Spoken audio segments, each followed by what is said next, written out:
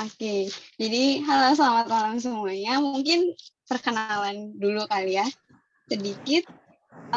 Namaku agak panjang, tapi bisa disingkat aja. Teman-teman bisa panggil aku Putri.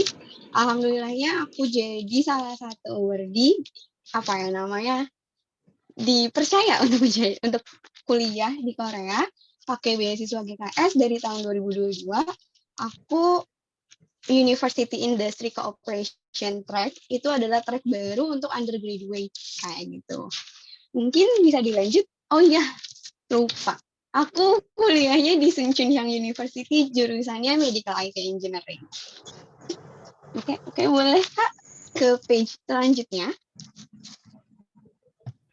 Oke, jadi untuk apa ya, kayak seminar, webinar, sharing-sharing hari ini, pertama aku bakal ngasih tahu, mungkin banyak teman-teman yang udah tahu apa itu GKS sendiri, cuma mungkin aku akan menekankan sendiri apa itu GKS untuk teman-teman yang baru dengar misalnya, terus juga tips dari aku, entah itu dari pre-screening sampai screening, dan yang terakhir mungkin sedikit-sedikit kayak cerita hidupku, maksudnya emang sih aku baru hampir 6 bulan, tapi ya apa aja sih yang aku alami selama di sini sebagai international students, kayak gitu. Jadi mungkin bisa dilanjut lagi, Kak. Terima kasih. Bisa dilihat. Oke. Jadi mungkin untuk teman-teman yang baru tahu atau yang baru-baru dengar, mungkin lebih kenalnya sama namanya KGSP. Nah, jadi GKS sama KGSP itu sama ya, teman-teman. Itu sama-sama beasiswa dari pemerintah Korea. Nah, jadi tujuannya itu apa? Tujuannya itu untuk memberikan opportunity ke orang-orang di luar Korea supaya si education exchange sama apa ya, kerjasama antara dua negara tersebut itu lebih baik gitu. Nah, yang didapetinnya apa? Yang didapetin dari beasiswa GKS ini banyak banget karena GKS ini adalah beasiswa fully funded.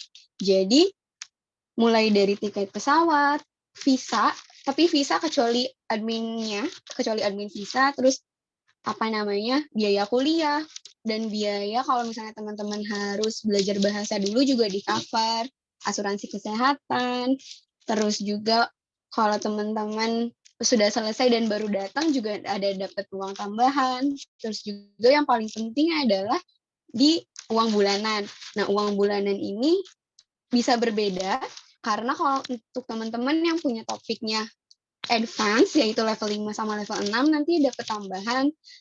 Terus juga, tapi banyak banyak miss juga di sini untuk uang bulanan itu dia termasuk sama uang asrama atau uang tempat tinggal gitu. Jadi tempat tinggalnya tuh gimana kita manage dari uang bulanan yang dikasih. Nah, cuma untuk teman-teman di situ ada yang muncul di PDF-nya itu adalah benefit untuk teman-teman yang mau daftar undergraduate. Undergraduate itu untuk diploma dan S1. Karena kalau untuk graduate, untuk yang S2, S3, postdoktoral, research, dan lain sebagainya itu lebih banyak dapatnya. Cuma kurang lebihnya sama. Kayak gitu.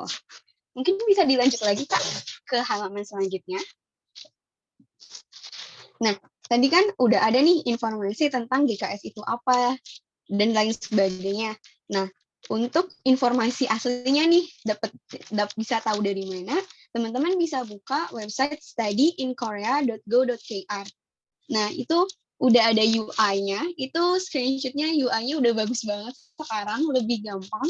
Jadi teman-teman kalau misalnya mau fokus untuk daftar GKS itu sendiri, teman-teman bisa langsung klik bagian GKS, atau misalnya teman-teman mau lihat beasiswa lain, misalnya beasiswa kampus, atau misalnya ada beasiswa pemerintah lainnya yang di luar GKS, teman-teman bisa langsung klik aja yang di Keijang Hakgem. Itu sebenarnya study in Korea itu tuh bisa diubah, bisa ke bahasa Inggris dan bahasa Indonesia. Cuma untuk bahasa apa ya, karena supaya teman-teman juga agak lebih terbiasa dengan bahasa Korea, jadi aku tetap pakai bahasa Korea. Jang Hakgem itu bahasa Inggrisnya scholarship gitu. Jadi tinggal klik itu aja, nanti langsung informasinya lengkap di sana. Kayak gitu. Mungkin bisa dilanjut lagi, Kak? Oke, nah tadi kan udah tahu nih GKS itu apa, beritanya, atau misalnya guideline dan lain sebagainya informasi yang paling up to date-nya di mana kan ini tadi udah tahu. Nah, sekarang apa sih minimal requirement-nya atau persyaratannya? Sekali lagi, persyaratan 7 ini adalah persyaratan paling minimal. Jadi nanti misalnya untuk yang daftar ke universitas tertentu atau daftar lewat kedutaan tertentu tuh bisa agak sedikit berbeda, apalagi untuk teman-teman yang nanti bakal daftarnya graduate gitu.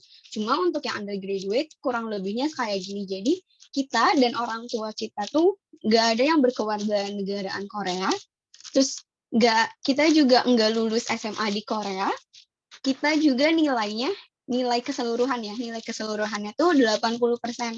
Kalau misalnya teman-teman nggak bisa 80%, dari 100 ya, 80 nilainya dari 100. Kalau misalnya ranking teman-temannya tinggi, teman-teman tetap bisa daftar GKS. Jadi itu antara nilainya di atas 80 atau ranknya 20% di kelas gitu. Ya kalau punya dua-duanya bakal lebih baik gitu ya. Nah, terus yang keempat selanjutnya adalah teman-teman sehat gitu. Sehat jiwa, raga, mental. Terus juga teman-teman nggak mengkonsumsi narkoba gitu. Narkoba jenis apapun nggak mengkonsumsi itu bisa untuk daftar GKS. Terus juga teman-teman yang pastinya nggak punya criminal records gitu, nggak punya kejahatan gitu. Kejahatan soalnya kadang tuh kalau punya kejahatan yang tertulis gitu kan, yang nyampe ada di ketahuan gitu. Ya jangan juga sih, jangan sampai nggak ketahuan juga gitu kan. Pokoknya kejahatan itu nanti teman-teman bakal susah untuk dapat visanya dan bepergian ke luar negeri. Jadi sebisa mungkin hidup dengan damai gitu ya, tanpa melakukan kejahatan. Terus juga yang keenam adalah untuk teman-teman yang daftar diploma dan S1, itu harus di bawah 25 tahun atau enggak maksimalnya 25 tahun. Tapi untuk teman-teman yang mau daftar graduate, S2 ke atas itu maksimalnya 40 tahun. Dan yang terakhir, teman-teman harus daftarnya ke jenjang yang lebih tinggi. Jadi kalau teman-teman misalnya lulusan SMA, bisa daftar ke diploma atau S1.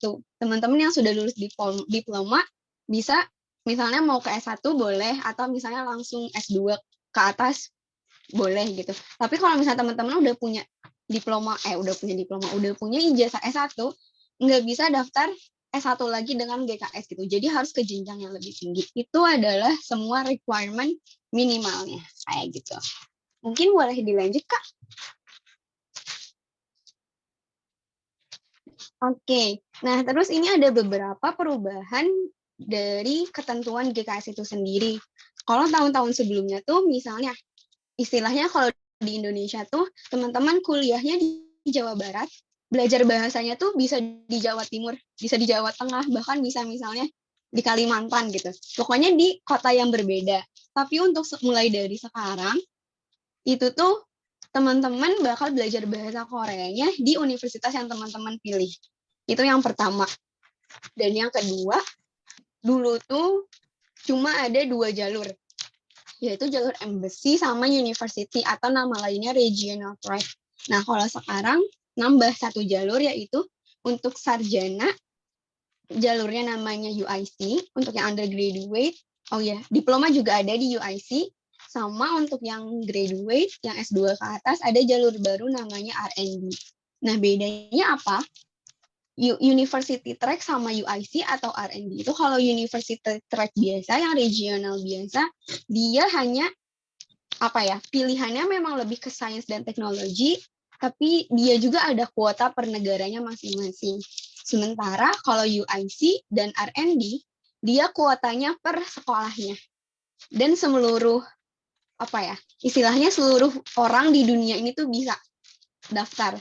Makanya dari itu, untuk UIC dan R&D juga jurusannya lebih sedikit dibanding yang university track itu. Jadi istilahnya embassy itu paling banyak pilihannya, social science, art misalnya, atau engineering bisa, tapi university track dikecilkan lagi jadi science and engineering, sama UIC sama R&D diperkecil lagi gitu pilihannya.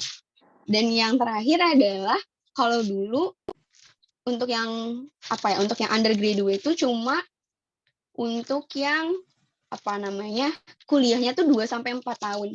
Tapi kalau sekarang itu 2 sampai 6 tahun, karena untuk arsitektur sama kedokteran sudah bisa dipilih. Seperti itu. Bisa dilanjutkan?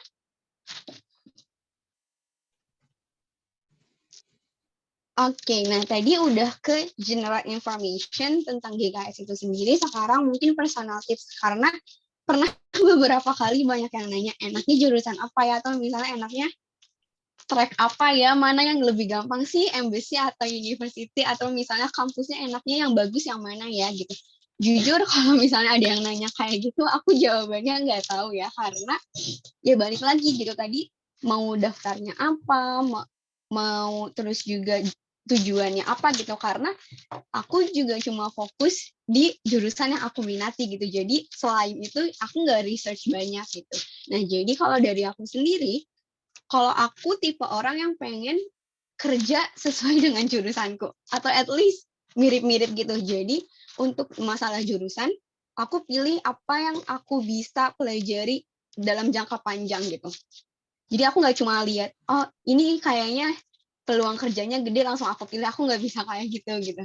Jadi emang bener-bener apa sih yang kira-kira bakal, kalau aku belajar terus-terusan tuh nggak bosan. Itu yang pertama. Dan yang kedua adalah dari situ kan udah menjurus kan, aku mau jurusan apa nih. Terus aku pilih lagi nih, kampus mana sih yang kurikulumnya sama, atau misalnya lingkungannya yang aku suka, misalnya ada teman-teman muslim yang pengen dekat masjid ya, cari masjidnya ada di mana, atau enggak misalnya teman-teman yang anak kota banget nih, ya berarti pilihlah kota-kota yang metropolitan yang seperti itu. Pokoknya hal-hal kecil seperti itu yang aku pertimbangkan. Nah, terus kalau misalnya udah menjurus juga, tapi masih terlalu banyak pilihannya, teman-teman ikuti kata hati. Serius, kalau aku kayak gitu, ikuti kata hati, karena kalau hati udah serem, biasanya nggak bakal ada penyesalan yang besar gitu di akhirnya. Apalagi ini untuk teman-teman yang bakal ambil via embassy gitu, karena embassy kan harus 3 kampus ya dan 3 jurusan. Jadinya di situ mana sih yang dipilih, atau misalnya urutannya kayak gimana dan lain sebagainya, itu deh, ikutin kata hati gitu. Atau kalau misalnya teman-teman bakal lebih baik minta petunjuk sama yang di atas gitu ya, sama Tuhan gitu. Nah terus abis itu, karena makin mengkerucut, jadi teman-teman sendiri bakal tahu track apa sih yang lebih, istilahnya tuh lebih menguntungkan gitu buat teman-teman. Karena sebenarnya mungkin ada yang pernah dengar kayak katanya university track itu bakal lebih gampang diterima daripada embassy track. Tapi kalau aku sendiri nggak berpikiran seperti itu, karena ya sama-sama aja gitu semuanya. Dan juga dibanding teman-teman mikirin lebih lebih baik embassy track, university track, atau UIC dan R&D, teman-teman lebih mending kayak tadi gitu. Kalau menurut aku lebih fokus aja dulu maunya jurusan apa, nah nanti dari situ kampusnya mana baru ke jalurnya. Menurut aku itu lebih efektif aja kayak gitu. Oke, ke page selanjutnya bisa dilanjut Kak. Oke, terima kasih. Nah, terus tadi kan udah nih, misalnya teman-teman udah tahu mau jurusannya apa, udah fix lah gitu. Nah, berarti kan teman-teman harus nyiapin dokumen yang diminta. Nah, dokumen yang dimintanya itu gimana biar nggak keteteran? Kalau buat aku sih teman-teman, yang pasti harus udah tahu waktunya itu, deadline-nya itu kapan gitu. Biasanya untuk yang graduate sudah dibuka, untuk yang undergraduate nanti sekitaran September akan dibuka gitu. Jadi teman-teman fokus waktunya apakah masih panjang atau sebentar. Dan juga yang pasti, yang ini apa ya, menurut aku sering dilupakan adalah uang gitu, karena untuk menyiapkan dokumen itu sangat banyak memakan uang gitu ya, apalagi belum ditranslate, belum notaris, belum apostil, belum biaya pengiriman dan lain sebagainya. Apalagi kalau misalnya udah dinyatakan lulus harus medical check up dan lain sebagainya, tuh bakal mengeluarkan banyak uang gitu. Jadi pastikan punya uang lebih gitu, maksudnya daripada kayak maksain gitu, daripada ngutang lah istilahnya kayak gitu. Jadi pastikan uang sama waktu itu teman-teman udah tahu gitu, kira-kira harus seberapa banyak dan seberapa lama. Dan yang kedua adalah pastikan teman-teman itu paham sama guideline gitu. Baca guideline dari awal sampai akhir secara menyeluruh gitu, kayak dipahami, benar-benar dipahami gitu. Karena kalau misalnya nggak dipahami itu, apalagi untuk teman-teman yang masuk, biasanya kan suka ada grup beasiswa ya, itu tuh suka jadi overthinking, suka jadi anxiety gitu loh. Kata orang ini ini maksudnya bagian paragraf ini maksudnya A, tapi menurut aku tuh bagian ini tuh maksudnya tuh B gitu. Nah dari situ dibanding teman-teman anxiety berkelanjutan, akhirnya persiapannya berkurang, jadi mending temen-temen tuh emang udah paham gitu sama si guideline-nya itu sendiri, karena ya tadi guideline-nya pakai bahasa Inggris gitu. Terus juga kalau misalnya guideline-nya udah paham, waktu sama uangnya udah punya juga, teman-teman harus pastikan nggak ada dokumen yang tertinggal. Semua dokumen yang diminta itu harus sesuai dengan guideline. Nah, cuma guideline di sini sendiri mungkin yang diposting tadi di Study in Korea sama mungkin di embassy, di kedutaan besar, atau misalnya di universitas yang teman-teman pilih mungkin ada sedikit perbedaan. Nah, terus itu gimana perbedaan itu? Itu balik lagi, kalau teman-teman daftarnya akan menggunakan jalur kedutaan, berarti teman-teman ikuti aja apa yang disampaikan sama kedutaan. Karena yang disampaikan sama kedutaan itu bakal sama yang disediain Korea, cuma misalnya ditambah sedikit perbedaannya aja. Jadi cuma menambahkan aja. Begitupun sama teman-teman yang mau daftar jalur university track atau misalnya UIC tadi. Itu kalau misalnya universitas yang minta dokumen tambahan di luar yang ada di guideline, berarti teman-teman juga harus mengumpulkan dokumen itu gitu. Karena embassy sama university itu yang jadi apa ya istilahnya panitia buat ngecekin kita yang paling pertama gitu. Jadi kita harus ngikutin peraturan mereka. Nah, udah misalnya teman-teman memastikan semua dokumennya itu sudah selesai, berarti kan tinggal dikirim tuh. Nah, waktu dikirim pastikan rapih gitu dokumennya. Nah, masalah rapih ini tuh gimana? Itu juga balik lagi ke standarnya teman-teman. Mungkin ada teman-teman yang ngira rapih tuh ya misalnya harus ada papannya, harus pakai lem, semuanya harus rapi, harus bagus, nggak ada yang kelipet-kelipet misalnya kayak gitu. Ya udah teman-teman ikutin standar rapinya teman-teman sendiri aja. Jangan kayak tadi terlalu anxiety berlebihan, misalnya orang ini pakai post-it buat apa ya namanya, buat namain pengirimnya, tapi orang lain pakai di print, tapi teman-teman lebih suka ditulis tangan, itu juga nggak jadi masalah kok. Masalah teknik seperti itu nggak bakal jadi masalah besar. Jadi pokoknya ikutin standar kerapihan teman-teman masing-masing aja. Oke, mungkin bisa dilanjut lagi, Kak.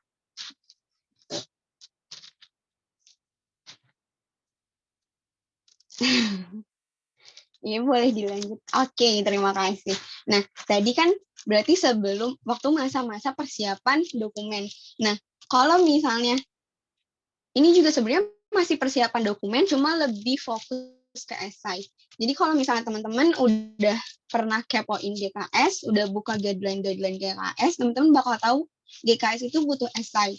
Esainya itu kalau secara garis besar itu ada namanya personal statement sama study plan.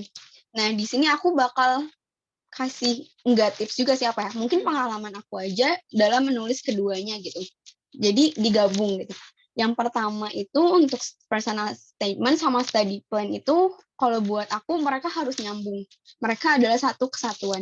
Sebenarnya bukan personal statement sama study plan aja, tapi seluruh dokumen yang diminta itu harus berkesinambungan. Kalau buat aku ya, kalau dari pengalaman aku sendiri. Nah, jadi gimana supaya dokumen-dokumen itu berkesinambungan? Jadi maksudnya tuh kayak satu paket. Pertama ada teman-teman harus tahu kenapa teman-teman mau daftar gitu. Karena gini, sebetulnya bukannya mau nakut-nakutin apa ya. Mungkin kalau di Instagram atau misalnya teman-teman dekat apa ya, dengar dari cerita-cerita orang tuh kayak, iya enak ya keluar negeri gitu, sekolah di luar negeri, punya banyak teman internasional, bisa bahasa lain gitu. Terus kuliahnya fasilitasnya lebih oke gitu. Mungkin teman-teman banyak berpikiran seperti itu gitu. Cuma ya balik lagi, apakah teman-teman sanggup gitu? Misalnya jauh dari keluarga, jauh dari teman-teman di Indonesia, terus juga teman-teman harus belajar menggunakan bahasa selain bahasa Indonesia gitu. Apalagi untuk jurusan diploma dan S1, 99% atau iyalah bolehlah 99% itu tuh belajarnya akan menggunakan bahasa Korea gitu. Jadi makanya teman-teman harus memperkuat alasan gitu. Kayak nggak cuma ya karena aku tuh dari keluarga kelas menengah ke bawah, jadi aku butuh beasiswa untuk kuliah, nggak cuma sekadar sesimpel itu. Karena ya tadi, kalau misalnya masalah sebagai apa ya, cuma masalah seperti itu, kayak banyak lah orang yang seperti itu, tapi kenapa harus kamu yang dipilih gitu. Terus juga bukan sekali lagi bukan yang nakut-nakutin, berat gitu loh maksudnya untuk belajar menggunakan bahasa asing, apalagi kalau jujur banyak sih dari negara lain terutama yang akhirnya menyerah di tengah jalan gitu karena ya sangat tertekannya itu karena punya beban sebagai penerima beasiswa. Jadi supaya teman-teman tidak seperti mereka yang berhenti di tengah jalan, karena kan siapa yang mau gitu ya berhenti di tengah jalan. Jadi cuma teman-teman pikirin lagi alasannya apa. Terus juga sama ini sih yang penting tadi, apakah teman-teman yakin bisa gitu, yakin kuat gitu. Jadi nggak cuma karena pengen, karena suka, tapi apakah yakin bisa belajar dalam tekanan beban sebagai penerima beasiswa gitu di negara lain. Terus juga yang kedua adalah untuk mencari alasan itu kan butuh waktu ya, butuh waktu lama. Jujur, sebenarnya mungkin ada orang yang bisa dalam waktu singkat, tapi aku sendiri aku butuh waktu yang lama untuk mendapatkan jawaban-jawaban itu. Jadi pakailah waktu sebutuhnya teman-teman. Kalau misalnya teman-teman ngerasa, kayaknya nggak mungkin sih kalau misalnya daftar tahun ini, karena belum yakin gitu diri sendiri itu. Ya udah nggak apa-apa, daftar aja tahun depan gitu. Jangan mikirin, daripada nanti gap year sendiri gitu, nanti ketuaan gitu. Daripada kayak gitu, mending teman-teman persiapkan diri teman-teman dulu gitu. Karena ya nanti di sini ngadapinnya semuanya sendiri gitu loh. Kayak meskipun bisa bersandar gitu, bisa bersandar kepada orang lain ya, tapi nggak bisa sebanyak itu juga gitu. Jadi bener-bener pakailah waktu teman-teman. Kalau misalnya menurut teman-teman belum siap, yang mangga ditunda, atau misalnya udah siap nih kayaknya, ya udah digasin aja untuk daftar. Terus juga ini yang 3 sama 4 ini bener-bener spesifik ke esainya sendiri dalam penulisannya. Aku beberapa kali udah proofread, nggak cuma beasiswa GKS, nggak cuma esai untuk GKS, tapi esai untuk beasiswa dan kegiatan lain, banyak yang miss-nya tuh di nomor 3 dan nomor 4. Jadi esai itu gunanya adalah teman-teman menceritakan tentang teman-teman diri sendiri itu lewati tulisan-tulisan. Jadi yang harusnya menjadi karakter utama tulisan tersebut adalah teman-teman, bukan keluarga teman-teman, bukan lingkungan, bukan di mana teman-teman lahir misalnya. Pokoknya beneran teman-teman itu sendiri. Dan juga ini banyak juga sih yang agak sebenarnya nggak salah, cuma kalau menurut aku sendiri dari pengalaman aku sendiri itu kurang tepat karena banyak orang yang fokus di achievement, di apa yang udah mereka dapatkan gitu. Sebenarnya sih nggak salah ya kayak tadi, cuma menurut aku komite kedutaan atau komite kampus dan NIIED atau pemberi beasiswa itu tuh apa ya, penasaran sama teman-teman secara keseluruhan gitu. Nggak cuma achievementnya aja. Dan jujur, kalau aku sendiri, aku sudah menjadi main karakter di esai aku, di tulisan aku, dan kalau misalnya boleh di-spill sedikit, tulisan aku tuh achievementnya cuma kayak 10-20% aja, sisanya kerandoman aku, sisanya adalah kekurangan aku, overthinkingan aku gitu. Jadi teman-teman apa ya, kalau dari aku sendiri lebih baik teman-teman menceritakan diri teman-teman sendiri. Tapi masalahnya kalau menceritakan diri sendiri kan panjang gitu ya, nggak bisa cuma 1 atau 2 halaman. Nah, jadi teman-teman pilih nih, bagian mana yang pengen teman-teman tunjukkan kepada komite itu sendiri. Apa ya, jadi kalau nggak ditunjukkan itu bukan berarti teman-teman membohong atau misalnya gimana, tapi ya teman-teman pilih dari serangkaian kehidupan teman-teman, dari serangkaian cerita hidup teman-teman itu, pilih mana sih yang kira-kira mau teman-teman sampaikan, mau teman-teman tunjukkan, atau misalnya mau teman-teman banggakan kayak gitu. Jadi itu semua adalah menurut aku esai yang oke gitu. Mungkin bisa dilanjut lagi Kak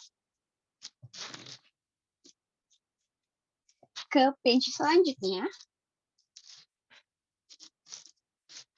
Oke, jadi udah persiapannya, udah esainya. Nah, sekarang lebih ke interview. Kan berarti teman-teman udah ngirim dokumen, nanti teman-teman bakal diinterview. Kebanyakan sih bakal ada interview gitu ya, bakal ada undangan interviewnya. Nah, interviewnya itu sendiri gimana?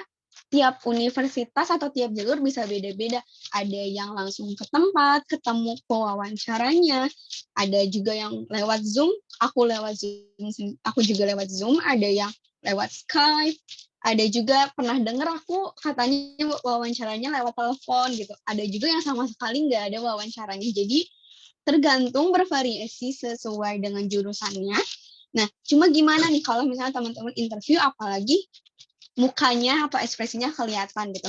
Kalau dari aku sendiri, teman-teman harus baca ulang si esai teman-teman. Karena untuk dari proses pembuatan esai sama interview itu bisa agak lama gitu prosesnya tuh. Jadi mungkin teman-teman niat awalnya menulisnya seperti A, tapi ternyata di tengah jalan seperti B, kan agak nggak nyambung ya kalau misalnya nanti dipertanyakan ulang sama interviewernya. Jadi lebih baik teman-teman baca ulang esai teman-teman lagi, supaya teman-teman ingat apa sih tujuan awalnya teman-teman, apa sih yang teman-teman mimpikan gitu di awal, supaya berkoordinasi. Nah, selain itu juga teman-teman harus moodnya tuh harus bagus gitu. Jadi kalau aku sendiri sebelum interview tuh aku nggak banyak latihan, tapi aku banyakin tidur sama makan gitu. Terus aku mikir juga pakai outfit apa ya besok gitu. Maksudnya biar aku tuh nyaman, biar aku tuh senang gitu dalam interviewnya itu, biar mood akunya bagus gitu. Terus juga yang ketiga mungkin kalau teman-teman lebih baik untuk teman-teman berdoa juga gitu, minta pertolongan Tuhan gitu. Dan kalau aku sendiri, aku dapat diingetin temanku, untuk teman-teman yang muslim mungkin nanti bisa digunakan gitu. Aku baca surat At-Toha dari ayat 25 sampai ayat 28 itu aku baca ulang terus-terusan, dan alhamdulillah mungkin salah satu berkat interview aku lancar dari membaca surat itu gitu, dan juga dari memohon pertolongan Tuhan gitu ya, alhamdulillah gitu. Nah, dari serangkaian 3 tersebut berarti teman-teman harus siap gitu. Intinya sih mungkin untuk masalah pertanyaan bisa beda-beda gitu, karena jujur dari universitas aku pun pertanyaannya beda-beda. Aku dengar ada yang pertanyaannya 10, ada yang pertanyaannya 7, tapi aku sendiri jujur aku cuma dapat 3 pertanyaan gitu. Dan masing-masing tuh ada yang sama, ada yang beda gitu. Tapi aku merasa aku yang paling beda gitu. Aku juga nggak paham kenapa pertanyaannya seperti itu. Tapi intinya teman-teman harus siap gitu, karena kalau teman-teman siap, teman-teman tadi moodnya bagus, teman-teman udah minta pertolongan sama Tuhan, berarti apapun pertanyaannya, aku yakin teman-teman juga bakal bisa menjelaskannya. Seperti itu. Mungkin bisa dilanjut, Kak. Oke, jadi untuk persiapan dan masalah GKS sendiri, mungkin cukup segitu. Nanti kalau teman-teman punya pertanyaan lanjut, boleh dipertanyakan nantinya. Nah, sekarang mungkin aku bakal sharing sedikit aja selama 6 bulan aku di sini, gimana sih kehidupan aku gitu. Yang pengen aku tunjukin atau aku tonjolkan adalah masalah fasilitasnya gitu. Fasilitas bagian akademik dan religinya itu menurut aku di universitas aku, yaitu Sun Chun University, itu bagus gitu. Karena untuk akademik, aku merasa sebagai mahasiswa internasional, akademiknya tuh memadai, lab-nya oke. Karena kan tadi aku jurusannya medical, IT, and engineering gitu ya. Jadi menurut aku medicalnya oke, matkul kemarin yang diambil, IT-nya juga oke, lab-nya oke, aku suka lab-nya, lift-nya juga selalu jalan gitu, karena untuk jurusan aku ke bagian lantai, termasuk lantai atas di gedungnya, jadi lift-nya jalan, aku suka banget. Terus juga di kampus kebetulan SCH itu gede kampusnya, jadi ada bis juga, aku senang gitu, dan gratis, bahkan sampai ke stasiun terdekat tuh gratis, jadi aku suka banget fasilitasnya. Nah, terus juga yang religinya, kenapa aku suka adalah karena untuk kampus aku sendiri, alhamdulillahnya punya prayer room gitu, khusus Muslim gitu. Jadi ada di salah satu gedung itu memang disediakan tempat buat sholat kayak gitu. Alhamdulillahnya seperti itu, dan juga waktu itu aku pernah ikut kayak istilahnya, mungkin istilah kerennya volunteer acara sekolah, dan dapat makanan. Alhamdulillah banget gitu. Pihak sekolah tuh memikirkan bahwa ada teman-teman muslim nih yang nggak bisa makan daging babi, jadi makanannya tuh semuanya ayam gitu, dan bisa dimakan. Nah, terus juga yang bagian keduanya adalah opportunities as a student. Mungkin aku juga sebenarnya sih belum ikut banyak hal karena aku juga baru mau semester 2 di sini. Tapi sejauh ini aku merasa banyak banget gitu opportunities-nya, apalagi aku tuh dari jurusan yang termasuk UIC tadi. Aku pakai jalur UIC yang mana lebih banyak peluangnya dibanding teman-teman yang cuma daftar lewat embassy sama university biasa gitu. Salah satunya itu banyak acara yang hanya diperbolehkan yang ikutnya itu untuk teman-teman di jurusan yang ada di UIC. Terus juga aku mungkin kurang tahu ya kalau misalnya di universitas lain, tapi kalau di universitas aku sendiri dan yang sudah aku alami adalah karena aku mahasiswa di jurusan UIC itu sendiri, aku punya fasilitas untuk minjam laptop kampus selama 1 semester gratis kayak gitu. Dan yang terakhir mungkin untuk kurikulum sama profesornya, atau khususnya di study environment, aku suka banget di Sun Chunyang University karena profesornya baik banget. Bahkan aku sampai pernah diajakin kalau misalnya mau tahu lebih lanjut tentang lab profesornya, mungkin nanti bisa datang, nanti dijelaskan sama profesornya labnya tuh ngapain aja.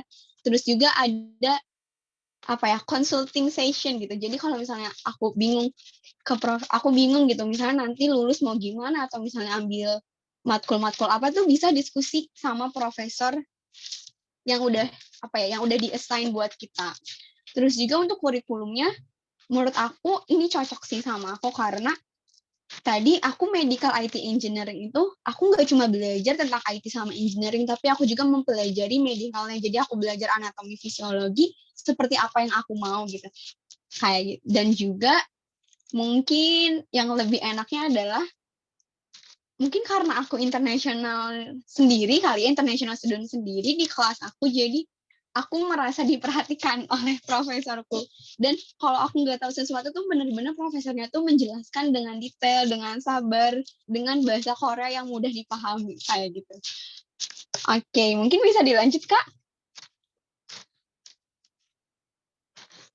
Oke, sebenarnya sudah selesai, cuma biar ada tulisan thank you sama kamsahamnidanya doang. Mungkin dari penjelasan aku sekian. Mungkin teman-teman kalau misalnya ada pertanyaan, dan mungkin waktunya kalau masih cukup bisa ditanyakan ya, Kak. Terima kasih sudah mendengarkan.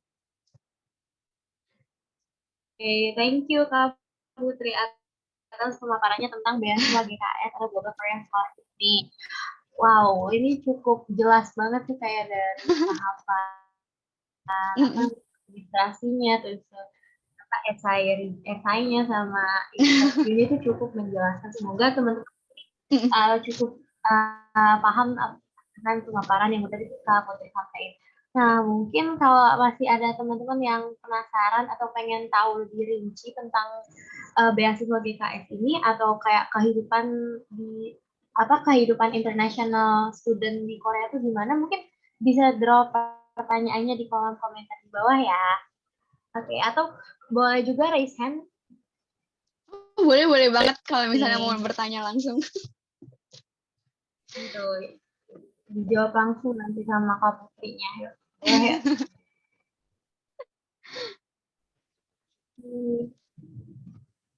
Nah, mungkin ini udah mulai ada nih.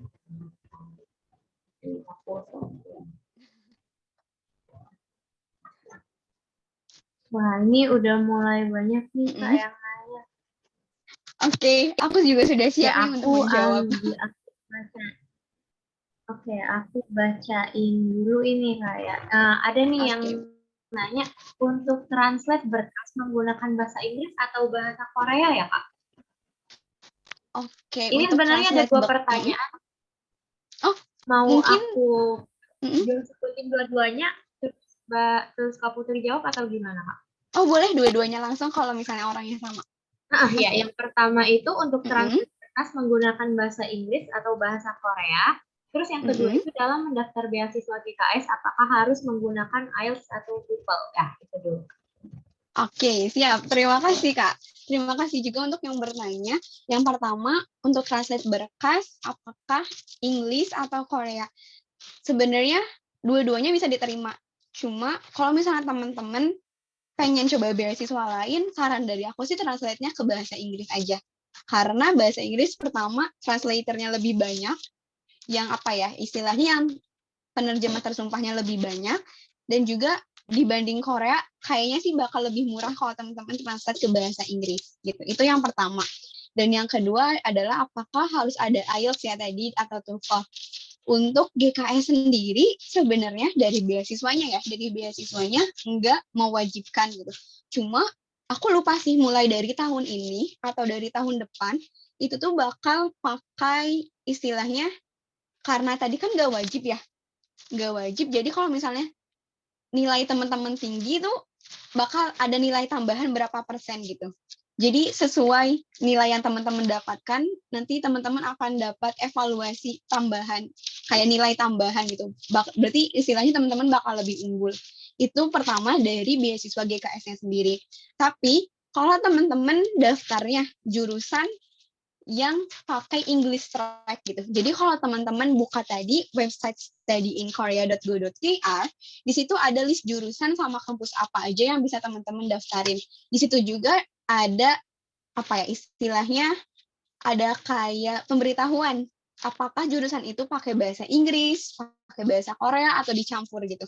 Nah, kalau teman-teman pilih jurusannya yang pengantarnya full dalam bahasa Inggris, biasanya university tersebut minta tambahan requirement gitu kayak tadi. Jadi misalnya bisa IELTS, bisa TOEFL, dan berapa nilai minimumnya tergantung universitinya itu tersebut gitu. Jadi balik lagi, kalau misalnya teman-teman daftarnya pengantar yang bahasa Korea, itu nggak wajib. Cuma ya tadi, aku lupa mulai tahun ini atau dari tahun depan, nanti ada nilai tambahan sesuai seberapa tinggi nilai yang teman-teman dapatkan. Kayak gitu. Mungkin jelas jawabannya? Apakah cukup? Oke, mungkin cukup menjelaskan ya. Ini aku bisa Mm-mm. next ke pertanyaan selanjutnya. Ini ada Iya, saran boleh. dan tips untuk belajar bahasa Korea secara mandiri. Wah, Oke. dulu nih. Aduh, ini agak agak ambigu sih kalau ditanyain ke aku. Untuk belajar bahasa Korea secara mandiri. Jujur aku bukanlah orang yang belajar Korea gitu. Maksudnya tuh belajar dalam artian belajar yang ada di pemikiran teman-teman, misalnya les atau dari buku atau misalnya pakai aplikasi dan lain sebagainya. Aku bukanlah tipe yang seperti itu. Karena aku bisa bahasa Korea, memang sih aku ada belajarnya sedikit untuk persiapan topik, cuma enggak yang dari awal banget gitu. Karena aku sudah terekspos lama, dan juga mungkin dari pengalaman aku belajar bahasa Inggris dan mengajar bahasa Inggris juga di Pare, saran dari aku adalah teman-teman ini perbanyak baca sama mendengarkan gitu. Itu yang paling oke. Karena kalau misalnya input teman-teman banyak, berarti nanti teman-teman untuk speaking, untuk writing bakal lebih natural gitu. Nah, cuma untuk bisa baca dan enak mendengarkan itu, teman-teman harus tahu vocabulary sama tahu cara baca Hangulnya itu sendiri. Jadi kalau misalnya teman-teman memang dari nol banget, yang pasti pertama kali yang teman-teman butuhkan adalah teman-teman harus belajar Hangul itu sendiri. Nah, kesananya gimana? Misalnya dari buku kah, dari YouTube video, atau misalnya harus les, itu sesuaikan sama tipe belajarnya teman-teman. Kalau misalnya teman-teman lebih enak untuk belajar, kalau misalnya ada guru, berarti teman-teman mungkin les atau mungkin dari video. Tapi kalau teman-teman cukup oke untuk belajar sendiri, ya berarti teman-teman mungkin bisa dari buku sendiri dulu, nanti mungkin bertanya kepada yang bisa, atau kalau nggak salah di Twitter tuh ada salah satu base yang buat belajar bahasa Korea bareng, mungkin teman-teman juga bisa ikut di situ, reply yang di Twitter base itu sendiri kayak gitu. Sepertinya tidak membantu sih tips dan sarannya, tapi itu sih dari aku, banyakin baca dan listening aja. Oke, thank you Kak. Semoga tadi banyak Kak Nina bisa terjawab ya pertanyaannya. Oke, mungkin kita lanjut. Lumayan banyak nih yang nanya. Kak, kalau yang belajar sama yang graduate fasilitasnya sama persis, Kak? Wah, itu sama persis. Kalau dibilang sama persis enggak ya. Cuma emang mirip gitu. Jadi yang didapatkan itu sama, misalnya kayak tadi tiket pesawat, visa kecuali adminnya, terus uang bulanan dan lain-lain sebagainya itu sama dapatnya. Cuma yang beda adalah jumlahnya, nominalnya. Untuk Untuk graduate lebih banyak dapat nominalnya karena ya graduate kan nanti harus ada research, harus ngeprint tesis dan lain sebagainya. Jadi graduate lebih banyak dapatnya. Tapi secara garis besar mirip gitu fasilitasnya. Kayak gitu. Semoga terjawab ya.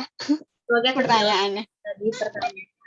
Next, wah ada yang raise hand dari Kak Tata. Oke. Halo, assalamualaikum Kak Kanza dan Kak Putri. Halo, waalaikumsalam. BTW Kak Putri kita sama-sama dari Pare loh. Oh iya Kak.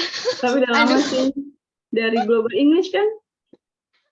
Betul. Sama. Jadi gini Kak, aku mau nanya. Iya.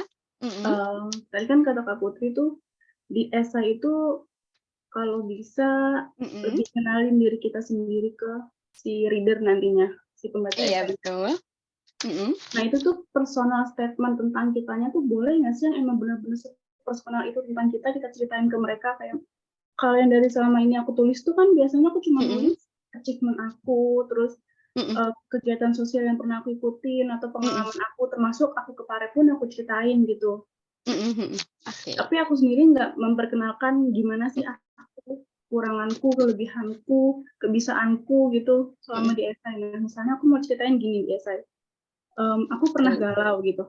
Gara-gara ketika teman-temanku udah pada kerja, teman-temanku udah pada kuliah, aku sendiri belum bisa semaju mereka gitu. Aku masih beberapa langkah di belakang mereka. Misalnya aku nulis kayak gitu tuh menurut Kak Putri, oke nggak? Oke. Udah sih pertanyaannya? Ya, intinya yang personal banget gitu, boleh nggak ditulis di essay? Aku suka sih pertanyaannya. Terima kasih sudah bertanya. Aku suka banget pertanyaannya. Jawabannya adalah boleh, oke banget. Pokoknya selama kalau misalnya kamu merasa sisi personal itu tuh memang layak atau emang mau istilahnya kalau misalnya kamu nggak keberatan untuk terbuka soal itu, menurut aku lebih baik diceritakan gitu. Ya karena tadi komitinya tuh nggak cuma penasaran tentang achievement kamu gitu, tapi penasaran juga tentang apa yang kamu pikirkan, apa yang kamu rasakan gitu. Justru sejujurnya adalah untuk menuliskan kegalauan atau misalnya kelemahan dan lain-lain sebagainya adalah oke banget selama kamu bisa mengcover tulisan kamu itu dengan baik gitu. Dan jujur sendiri menurut aku 90% tulisan esai aku adalah lebih ke arah yang sangat personal dan ke arah kelemahan dan kegalauan aku itu sendiri dibanding achievement-nya tadi. Kayak gitu. Jadi oke banget selama kamu oke untuk terbuka. Nggak masalah untuk membukakan istilahnya rahasia itu kepada komite kayak gitu. Oke, thank you Kak Putri. Iya, sama-sama. Oh iya Kak, satu lagi. Selama nulis esai, boleh. Ada proofreading itu berapa kali? Oke, kebetulan jadi aku tuh udah daftar GKS tuh nggak cuma sekali. Jadi untuk yang sekarang kebetulan waktu itu tuh UIC tuh track baru. Jadi harusnya yang undergraduate dibukanya di bulan September, tiba-tiba dibuka bareng graduate di bulan-bulan Februari sekarang. Jadi untuk aku sendiri, untuk yang sekarang tuh aku nggak proofreading, tapi aku memang mengembangkan banget gitu. Aku nggak proofreading nanya-nanya ke orang-orang, tapi bener-bener aku ngikutin hati aku untuk menceritakan tadi kelemahan dan kegalauannya tadi. Kayak gitu. Oh, paling proofreading grammar di Grammarly aja sih, bukan ke orang personal. Kayak gitu. Lebih baik proofreading sih tapi. Lebih baik proofreading ya, lebih baik kalau waktunya cukup. Sama-sama. Terima kasih atas pertanyaannya. Sama-sama, Kak.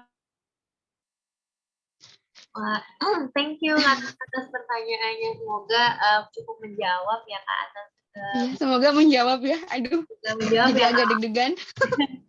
Oke, kita next question nih ada dari Kak Fitri ya. Cara konsisten belajar bahasa untuk pemula Kak. Sama mungkin dari Kak Putri ini ada rekomendasi tontonan kartun gitu untuk kita belajar bahasa Korea Kak. Oke, kalau tips konsisten adalah ya tadi sih. Apa ya? Teman-teman mau belajar itu untuk apa gitu. Apalagi untuk teman-teman yang misalnya gampang bosenan, untuk teman-teman yang sibuk tuh penting banget gitu alasan seperti itu. Mengapa teman-teman mau belajar? Dan juga apa ya? Mungkin kalau dari aku teman-teman harus lebih tahu ini sih, gaya belajarnya. Misalnya teman-teman harus di tempat sepi, ya berarti carilah tempat sepi. Atau misalnya teman-teman karena gampang bosenan, nggak bisa 2 jam terus-menerus, misalnya pagi 1 jam aja, malam 30 menit, itu nggak masalah gitu. Karena yang dipengen itu kan konsistennya gitu ya. Dan juga kalau aku sendiri, aku bukan tipe yang belajar lama-lama karena aku juga gampang bosen dan aku nggak bisa fokus lama. Jadi aku belajar semudnya aja gitu. Tapi yang penting kayak tiap hari sebisa mungkin belajar. Dan kalau masalah rekomendasi kartun, apa ya? Aku kurang banyak nonton kartun Korea sih. Oh, aku mungkin pernah itu, aduh aku lupa, ada di YouTube. Nah, dia namanya Shinbi Apache. Shinbi Apache. Itu judul Koreanya ya, judul Inggris atau judul Indonesianya aku kurang tahu, tapi Shinbi Apache itu lebih ke animnya Korea, dan juga pernah ada di TV Indonesia. Itu Shinbi Apache, itu seru. Dia genrenya tuh agak horor-horor thriller gitu. Kalau misalnya kamu suka, boleh nonton Shinbi Apache. Atau dibanding kartun, mungkin teman-teman bisa bisa nonton yang teman-teman suka. Misalnya tadi kan banyak yang fangirl gitu, mungkin coba tonton konten Ayang gitu loh, konten idol-idol yang teman-teman suka gitu. Mungkin itu memang enggak efektif banget, tapi membiasakan diri itu juga penting sih, karena biar teman-teman juga enggak kan kadang kalau belajar tapi enggak ngerasa ada progresnya, kayak iya apa sih gitu kan, berhenti aja kali ya, kayak gitu kan suka sering gitu kan ada pemikiran seperti itu. Jadi mungkin bisa diselangi aja sama belajarnya tadi, kayak gitu sih. Semoga membantu ya, semoga menjawab pertanyaannya, jawabannya. Oke, berarti know yourself ya Kak ya. Intinya kita harus tahu kita ini sebenarnya tujuannya apa, batasan kita itu belajar sampai mana. Benar. Ya. Pokoknya kita sampai mana. Oke. Benar. Karena yang too much tidak baik. Iya, apapun yang berlebih itu memang tidak baik ya. Betul banget. Oke. Mungkin kita next ke masih ada beberapa pertanyaan lagi. Iya, boleh. Untuk beasiswanya itu kira-kira kuota yang akan diterima berapa persen dari pendaftar ya? Dari kami. Jujur, kalau ini aku nggak bisa jawab, karena selain yang dari jalur embassy atau jalur kedutaan tuh nggak pernah disebarluaskan berapa orang yang daftar. Nah, maka dari itu, gimana cara tahu kuotanya berapa adalah teman-teman buka guideline gitu. Karena di situ tertulis jelas, misalnya kuota per negaranya. Tadi kan untuk jalur embassy sama jalur universitas itu ada kuota per negara juga. Jadi teman-teman bisa ngeliat kuota per negara tuh berapa, kayak gitu. Dan untuk yang UIC sama R&D, dia nggak ada kuota per negara, tapi ada kuota per universitas. Biasanya kuota itu yang dijadikan acuan. Mungkin bisa berubah lebih banyak atau jadi lebih sedikit, tapi kurang lebih kuotanya seperti itu. Jadi aku nggak bisa jawab ya kalau pertanyaan ini, karena nggak pernah diberitahukan, disebarluaskan berapa yang daftarnya, kayak gitu. Oke, thank you Kak. Jadi di keep it secret ya Kak ya sama panitianya. Benar, keep it secret, tapi banyak dan makin banyak per tahunnya. Makin tahunnya itu Kak. Mungkin bisa ada spoileran dikitnya itu makin tahun makin banyak itu Kak. Iya, betul, makin tahun makin banyak. Bisa pertanyaan Putri atau jawabannya. Mungkin next kita ada beberapa lagi, kita selesaiin aja. Nah nih, ada dari Nadine nih, kalau aku nggak salah baca haknya. Misal Iya, nih ya, betul. mau ambil udah mantap kan, tapi sebenarnya nggak yakin nih kalau bisa 100% Korea. Itu menurut kakak lanjut Oke. atau enggak ya? Cuma menurut pendapat aja gitu. Oke, sebenarnya di sini aku pengen nanya lagi sih ke Nadine. Ini maksudnya udah mantap bagian mana? Maksudnya soalnya gini, kalau misalnya udah mantap, menurut aku nggak bakal ada keraguan lagi gitu loh. Maksudnya mungkin ada keraguan tapi nggak bakal jadi kayak maju atau mundur nggak ya, nggak bakal kayak gitu. Mungkin untuk Nadine bisa dijelaskan lagi mantap itu tentang bahasa Koreanya aja. Oke. Apa ya? Kalau dari situ berarti kalau misalnya cuma kemantapan bahasa Korea, menurut aku sih kenapa nggak coba lanjut aja? Atau nggak gini, kalau aku sih dulu kayak gini, aku udah pengen jurusan yang ke daerah medikalnya kan. Kebetulan ada medical IT. Nah dari situ aku coba nih cari di YouTube, cari salah satu matkul atau misalnya salah satu pelajaran lah, even pelajaran SMA pun nggak apa-apa. Coba cari penjelasan misalnya apa ya? Misalnya tadi medical, cari anatomi apa sih namanya? Cari kayak nggak webinar juga sih atau enggak penjelasan tentang anatomi pakai bahasa Indonesia di YouTube. Terus coba kamu tonton tanpa subtitle dari situ. Coba kamu tonton. Selama kamu mendengarkan itu, mungkin emang nggak bakal langsung ngerti dari awal gitu. Meskipun kamu misalnya udah bahasa Koreanya udah bagus banget, mungkin banget kalau banyak kosakata yang kamu nggak tahu. Tapi kalau misalnya dari situ kamu tetap merasa enjoy untuk mendengarkan, kamu merasa nggak jadi masalah untuk misalnya nanti harus belajar translate banyak-banyak, harus belajar lebih keras daripada native.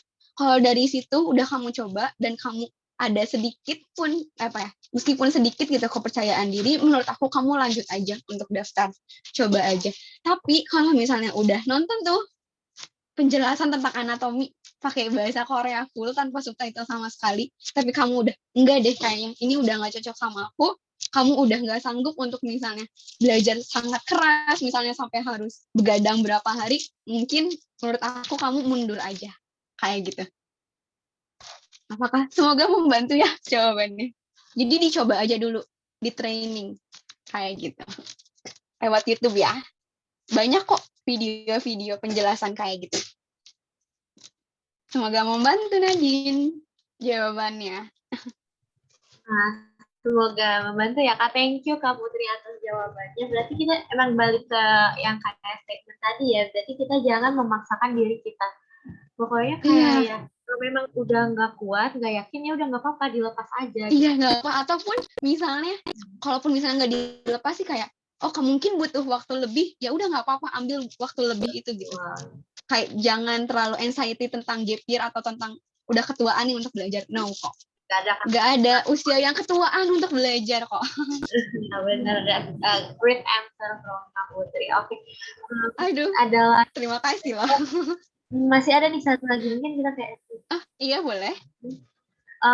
Berizin bertanya, Kak, untuk prepare beasiswa GKS ini murni pribadi atau ada bantuan dari mentor untuk mengarahkan sampai keterima?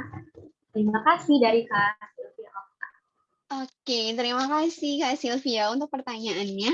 Untuk aku sendiri dari awal aku daftar, dari aku mengalami kegagalan sampai akhirnya alhamdulillah diterima, aku sendiri. Aku nggak pernah cari mentor sih.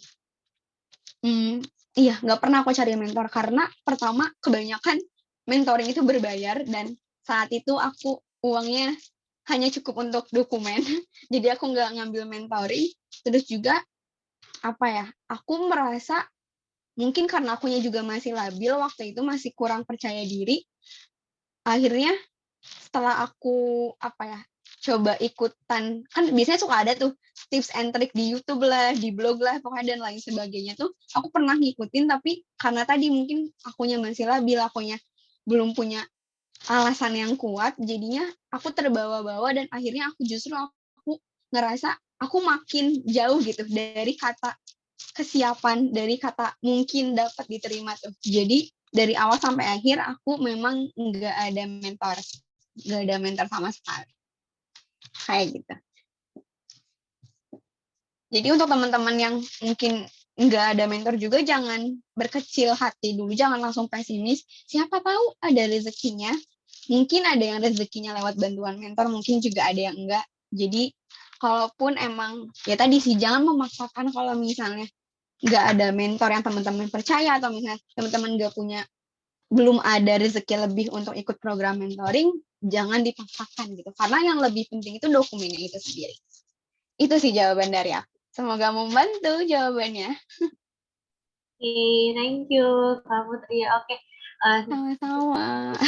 jawab banyak pertanyaan dan juga oh ya teman-teman ada link presensi jangan lupa diisi ya, dan juga aku mau ngingetin bahwa besok itu ada Humble Class di jam 1 siang, so make sure kalian semua hadir ya. Iya, besok kita bakal ketemu lagi. Iya, pokoknya weekend. Jangan bosen ya. Weekend minggu ini temanya ketemu Kak Putri. Asik. Aduh, terima kasih telah menemani weekendku juga. Oke, mungkin nggak akan udah ini, kita udah nggak kerasa acaranya udah mau selesai nih. Nah, sebelum aku tutup acaranya, mungkin kita bisa foto-foto dulu, sesi dokumentasi dulu ya Kak. Ya, oke, boleh? Iya, boleh untuk Pak. on cam yuk, on cam. Ditunggu, masih ketunggu. Yang mau on cam ya. Boleh, yang mau benerin kerudungnya dulu boleh.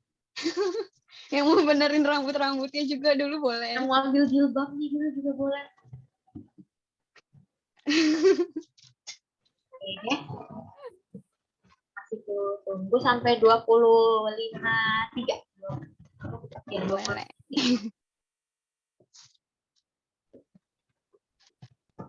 Ya, masih ada yang mau ini, masih ditunggu.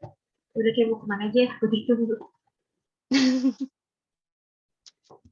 Jadi ada lagi yang mau on cam.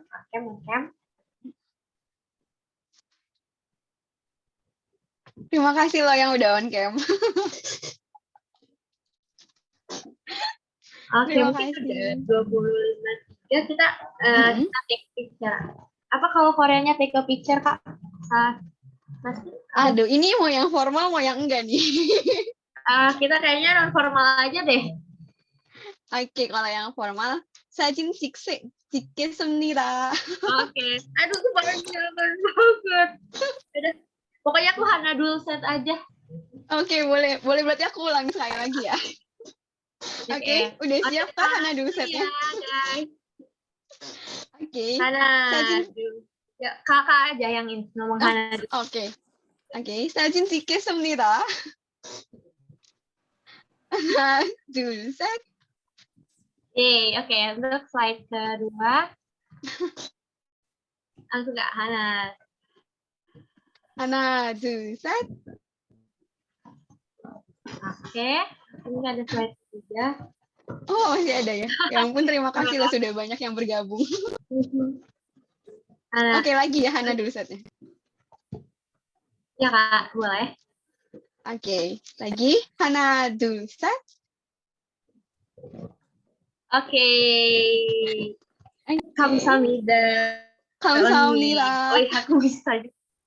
Kamsahamnida Cika yang sudah datang di webinar session bersama Kak Putri pada malam hari ini. Oh ya, jangan lupa ada diisi ya teman-teman. Terima kasih juga sudah mengundang. Banget udah nyempetin waktunya buat hadir di webinar malam ini. Pasti kalau di Korea kayaknya udah lumayan malam ya, soalnya beda 2 jam ya. Iya, hampir jam 11 sih, 5 menit lagi jam 11. Gak apa-apa. Makasih banget juga udah undang. See you tomorrow pokoknya di Humble Class. See you tomorrow, jangan bosan-bosan. Semoga juga teman-teman yang ikut webinar pada malam hari ini yang pengen daftar juga dipermudahkan, diperlancarkan kayak Kak Putri. Amin. Amin. Semoga ada rezekinya ya teman-teman semua. Jangan lupa ya guys. Pokoknya yang upload ke SG juga jangan lupa tag scholarship by us ya guys. Sekali lagi kamsahamnida Kak Putri. Kamsahamnida. Aku Kanza Azara, selaku MC pada webinar session malam hari ini. Aku pamit undur diri. Aku mohon maaf apabila ada salah kata selama sesi webinar pada malam hari ini. Bye-bye guys, annyeong. Mungkin Annyeong. annyeong. Terima kasih semuanya. Boleh guys. Make sure di presensinya ya guys, jangan lupa. Thank you, Kak. Terima kasih.